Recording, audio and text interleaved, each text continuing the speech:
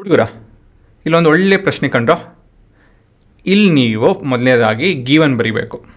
ಗಿವನಲ್ಲಿ unit conversion ಮಾಡಬೇಕು. ಇಲ್ಲಿ ನಿಮ್ಮ ನಾರ್ಮಲ್ ಯೂನಿಟ್ಸ್ ಇಲ್ಲ, ಸೋಲಾರ್ ಮಾಸು ಮತ್ತು ಲೈಟ್ ಇಯರ್ ಅಂತ ಏನೇನೋ ಇದೆ, ಆಯಿತಾ. ಸೊ ನೀವು K G, metre, SI units ಏನೇನು ರಿಕ್ವೈರ್ಮೆಂಟ್ ಇದೆಯೋ ಅದನ್ನು ಕನ್ವರ್ಟ್ ಮಾಡಿಕೊಂಡು ರೆಡಿ ಮಾಡ್ಕೊಳ್ಳಿ. ಅದಾದಮೇಲೆ ನೆಕ್ಸ್ಟ್ ಭಾಗದಲ್ಲಿ, ಮುಂದಿನ ಭಾಗದಲ್ಲಿ ಕ್ಯಾಲ್ಕುಲೇಷನ್ ಮಾಡಿರೋ ಅಂತೆ. ಮೊದಲು ಯೂನಿಟ್ ಕನ್ವರ್ಷನ್ನು ಗಿವನ್ ಬರೆಯೋದು ಮಾಡ್ಕೊಳ್ಳಿ. ಪಾಸ್ ಮಾಡಿ ಅಲ್ಲಿವರೆಗೂ. ಮಾಡಿದ್ರಾ? ಹಾಂ, ಏನು given? We have an object that is our sun and ಮತ್ತೆ ಪ್ರಾಕ್ಸಿಮಾ ಸೆಂಚುರಿ ಅಂತ ಹೇಳಿ, ಸರಿನಾ? What is the gravitation force between the sun and the Proxima Centauri? So ಅದಕ್ಕೋಸ್ಕರ ನಾವೇನು ಮಾಡಬೇಕು, ಅವೆರಡು ಸೆಂಟರ್ನ ಜಾಯಿನ್ ಮಾಡಬೇಕು. ಫೋರ್ಸ್ ಏನು, what is the force with which they will pull ಅಂತ ಹೇಳಿ ಪ್ರಶ್ನೆ. The mass of the sun is what? Mass of the sun is 1 solar mass. Mass of the Proxima Centauri is 2 into 10 to the power of 30. 2 into 10 to the power of 30 ಇಲ್ಲ, 0.12 solar mass. ಇವೆರಡು ನಡುವೆ distance ಏನು ಎಷ್ಟಿದೆ? Distance ಬಂದು 4.13 into 10 to the power of 13 kilometre. ಅದೆಲ್ಲ distance ಕೊಟ್ಟಿರೋದು, ಇದೆಲ್ಲ converted ಫಾರ್ಮಲ್ಲಿದೆ. 1.37 light year. So ಇವೆಲ್ಲ ಬೇರೆ ಬೇರೆ ಯೂನಿಟಲ್ಲಿದೆ. ಇದು ಮಾಸ್ ಏನೇ, ಇದು ತೂಕನೇ, ಅಂದರೆ ಇದು ಡಿಸ್ಟೆನ್ಸ್ ಏನೇ, ಆದರೆ ಯೂನಿಟ್ಸ್ ಬೇರೆ ಬೇರೆ ರೀತಿಯಲ್ಲಿ ಬರೆದಿದೆ. ಇದನ್ನು ನೀವು SI ಯೂನಿಟ್ ಕನ್ವರ್ಟ್ ಮಾಡ್ಕೊಬೇಕು. ಹೇಗೆ ಕನ್ವರ್ಟ್ ಮಾಡೋದು ಒಂದೊಂದಾಗಿ ಇಲ್ಲಿ ನೋಡ್ತೀನಿ ನೋಡಿ. ಮೊದಲನೇದಾಗಿ mass of the sun, capital M. Mass of the sun ಎಷ್ಟಿದೆ? 1 ಸೋಲಾರ್ ಮಾಸ್. ಆದರೆ 1 solar mass is equal to 2 into 10 to the power of 30 kg. ಅಷ್ಟೇ. Then mass of the Proxima Centauri ಎಷ್ಟಿದೆ? ಅದು 0.27 ಸೋಲಾರ್ ಮಾಸ್. ಇದನ್ನು ನಾವು kg convert ಮಾಡಬೇಕು. ಹೇಗೆ convert ಮಾಡ್ತೀವಿ? 0.1227 ಅಲ್ಲ, 12 into 2 into 10 to the power of 30 kg. ಎಷ್ಟು ಬರ್ತಿದೋ? 0.24 into 10 to the power of 30. This will be equal to 24 into 10 to the power of 28. ಹೇಗೆ ಬಂತಿದೋ? ಹೇಗಂತ ಹೇಳಿದ್ರೆ, ಏನಕ್ಕಂತ ಹೇಳಿದ್ರೆ ಡೆಸಿಮಲ್ಸ್ನ ನಾನು ಆಯಿತಾ ಇಂಟೀಜರ್ಸ್ ಕನ್ವರ್ಟ್ ಮಾಡ್ತಾ ಇದ್ದೀನಿ. ಹೇಗೆ? By shifting 2 places to the right.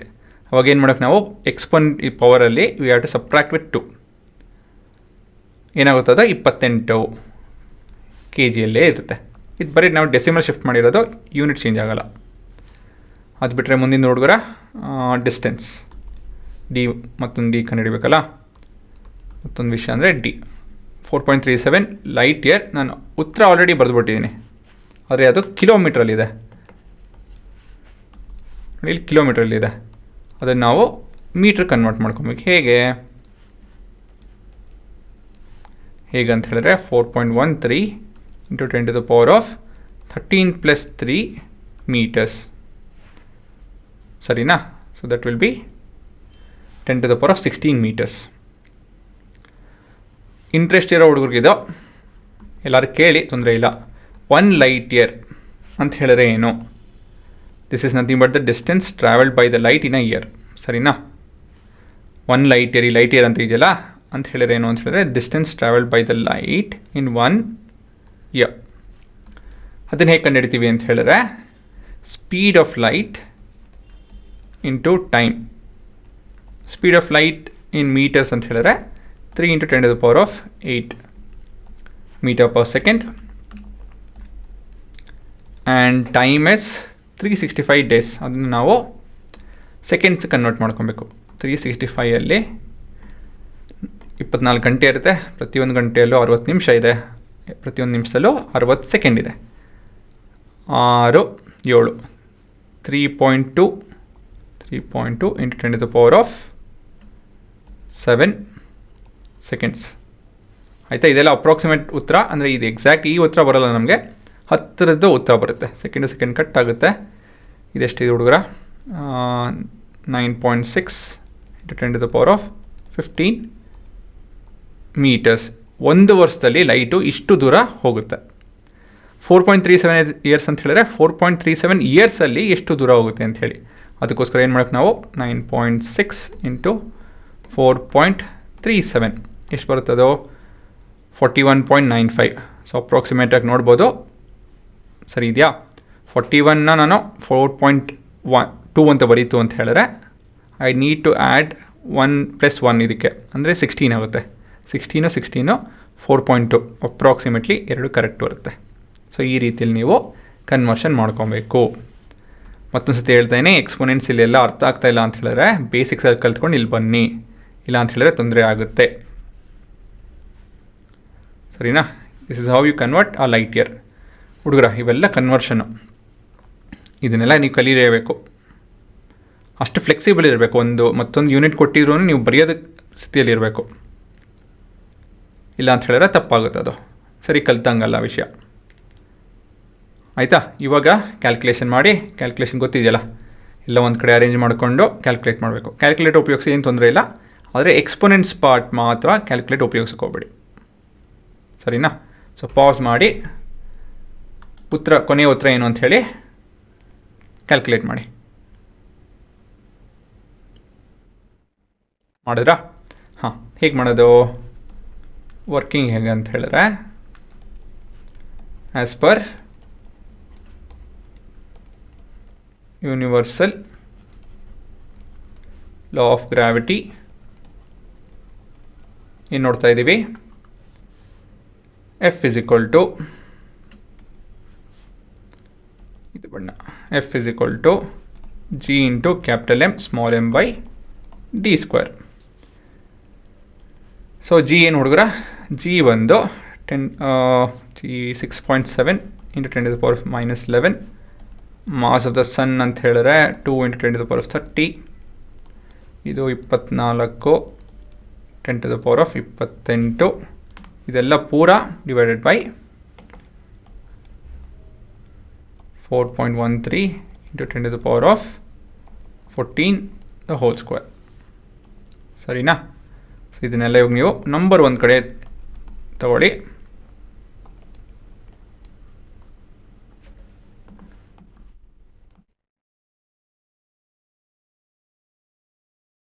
Exponents ಒಂದು ಕಡೆ ತಗೊಳ್ಳಿ. 10⁻11, 10⁻30, 10⁻28. This is 10⁻28. ಓಹ್, ಇವೆರಡು 28. 14 ಎಷ್ಟಿದು? ಸ್ವಲ್ಪ ಬರ್ಕೊಂಡ 16 ಇದು 32 ಆಗುತ್ತಿದೆ ಅಲ್ವಾ? ಸರಿ ನೋಡಿದ್ರಾ? ಇದನ್ನು ಕ್ಯಾಲ್ಕುಲೇಟರ್ ಉಪಯೋಗಿಸಿ ಮಾಡ್ತೀನಿ ನಾನು. 6.7 × 48 divided by 4.13 divided by 4.13. Confuse ಹಾಕೊಂಡ್ಬೇಡಿ, ಕರೆಕ್ಟಾಗಿ ಮಾಡಿದೆ ಅದನ್ನು. 18.9 ನೀವು ಮಾಡಿ, ನಿಮಗೂ ಬರ್ತಿದ್ದು. This is 18.9 approximately into 10⁻11 + 30 + 28, 30 30 60 - 2 58, 58 - 11 47, 47 - 32, 47 - 32 is 15. So many Newton. ಇದು ನಿಮ್ಮ ಫೋರ್ಸ್ ನೋಡಿ, ದೊಡ್ಡ ಫೋರ್ಸ್ 20 ಅಂತ ಹೇಳಿ ಅಪ್ರಾಕ್ಸಿಮೇಟ್ ಮಾಡಿ 19 ತೊಗೊಂಡ್ರು ನಾವು 20 ಓಕೆ 20ನೇ ತೊಗೊಳೋಣ. 20 × 10⁻15 ನ್ಯೂಟನ್. ಎಷ್ಟು ದೊಡ್ಡ ಫೋರ್ಸು. ಆದರೆ ಈ ತೂಕ ನೋಡಿ, ಎರಡು ತೂಕ ಎಷ್ಟು ಹೆಚ್ಚಿದೆ. ನಮ್ಮ ಆಕ್ಸಿಲೇಷನು ಒಂದು ಡೆಸಿಮಲ್ಸ್, ಎಷ್ಟೋ ಡೆಸಿಮಲ್ಸಲ್ಲಿ ಬರುತ್ತೆ, ಹಾಗಾಗಿ ಎಫೆಕ್ಟ್ ಕಾಣಲ್ಲ. ಸರಿನಾ? ಈ ಥರ ನೀವು ಯೋಚನೆ ಮಾಡಬೇಕು. ಗೊತ್ತಾಯ್ತು ಏನು ಹೇಳಿದೆ ಅಂತ ಹೇಳಿ? Analyse the answer. ಈ ನಂಬರ್ ಒಂದು ಸರಿ, ಇದರ್ಥ ಏನು? ಫೋರ್ಸ್ ಎಷ್ಟು ತುಂಬ ದೊಡ್ಡ ಫೋರ್ಸ್ ಇದು, ತಮಾಷೆ ಅಲ್ಲ ಅದು. ಆದರೆ mass of this 2 stars are sun and the Proxima Centauri, it's pretty huge. ಈ ವ್ಯಾಲ್ಯೂ ಇದು ಕಂಪೇರ್ ಮಾಡ್ತು ಅಂತ ಹೇಳಿದ್ರೆ it's pretty huge mass of this stars. ಹಾಗಾಗಿ ಆಕ್ಸಲೇಷನ್ ಒಂದು ಪುಟ್ಟು ವ್ಯಾಲ್ಯೂ ಬರುತ್ತೆ. ಆ್ಯಪಲ್ಲು ಮತ್ತು ಭೂಮಿ ಅಲ್ಲ, ಒಂದು ಚೇಪೆಣ್ಣು ಮತ್ತು ಒಂದು ಭೂಮಿ, ಇದರಲ್ಲಿ ಇವೆರಡರ ನಡುವೆ ಇರುವಂಥ ಪುಲ್ಲು ಪುಷು ಆಕ್ಸಲರೇಷನ್ ಎಲ್ಲ ನೋಡಿದ್ರಲ್ಲ ಸಿನಾರಿಯೋ, ಅದೇ ರೀತಿಯಲ್ಲಿ ಇಲ್ಲೂ ಕೂಡ the effect is not felt to that extent. ಸರಿನಾ? ಗೊತ್ತಾಯ್ತಾ? ಇದು ಒಳ್ಳೆಯ ಪ್ರಶ್ನೆ. ಹೊಸ ಹೊಸ ಯೂನಿಟ್ ಇಂಟ್ರೊಡ್ಯೂಸ್ ಮಾಡಿದ್ದೀನಿ. ಸೊ ಯೂನಿಟ್ ಕನ್ವರ್ಷನ್ ನೋಡ್ಕೊಬೇಕು ನೀವು, ಅದಾದಮೇಲೆ ಕ್ಯಾಲ್ಕುಲೇಷನ್ ನೋಡ್ಕೊಬೇಕು. ಹಾಂ, ಪಾಸ್ ಮಾಡಿ ನೋಡ್ಕೊಂಬಿಡಿ, ಬರ್ಕೊಳ್ಳಿ.